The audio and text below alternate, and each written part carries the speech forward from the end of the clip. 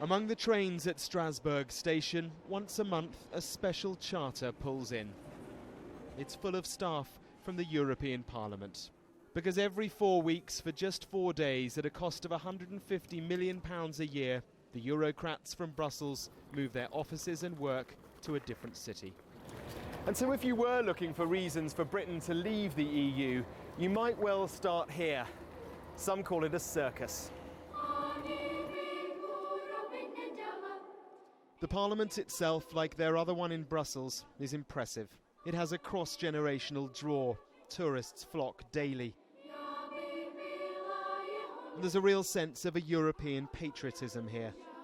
When we are together, we are strong, we are a good team in the world.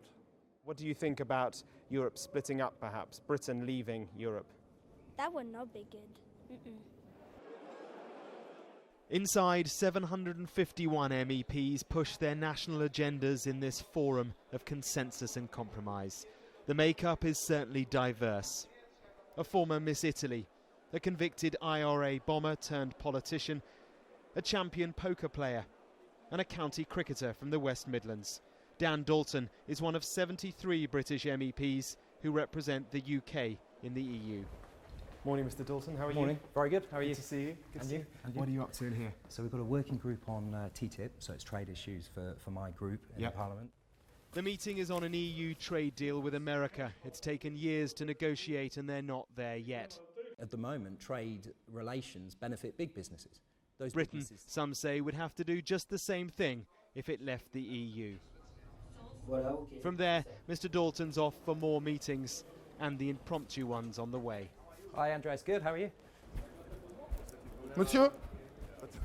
Monsieur? Pascal Foyoy is the chief usher here, a Frenchman who's been in the job for 20 years. I know I have to speak with a German MEP, but it's not the same than an Italian MEP. I will be more friendly with an Italian. The German doesn't accept that. Who's the most difficult? Which nationality? The French one. It is the French who insist that the Parliament moves here once a month because Strasbourg is a city symbolic with post-war reconciliation, out of which the EU was born. Europe has been through a particularly difficult time. Mairead McGuinness is the Parliament's Vice President. What I think people perhaps haven't been explained properly about is that actually it's democratically elected politicians who take decisions. You know, some of the most interesting conversations here take place in the bars and restaurants, away from the cameras and where the chat is that bit more candid. I was just talking to a group of people here about the referendum.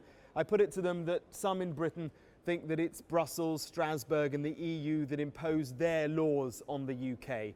They laughed collectively. Their view is that quite often the opposite is true.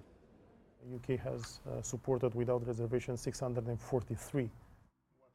Doru Francescu studies the votes and crunches the figures. So on 97% of the legislation which has gone through the institutions in the last 12 years, the UK has said yes, so it has supported this legislation. It was only on 3% that the UK had reservation and did not support the piece of legislation.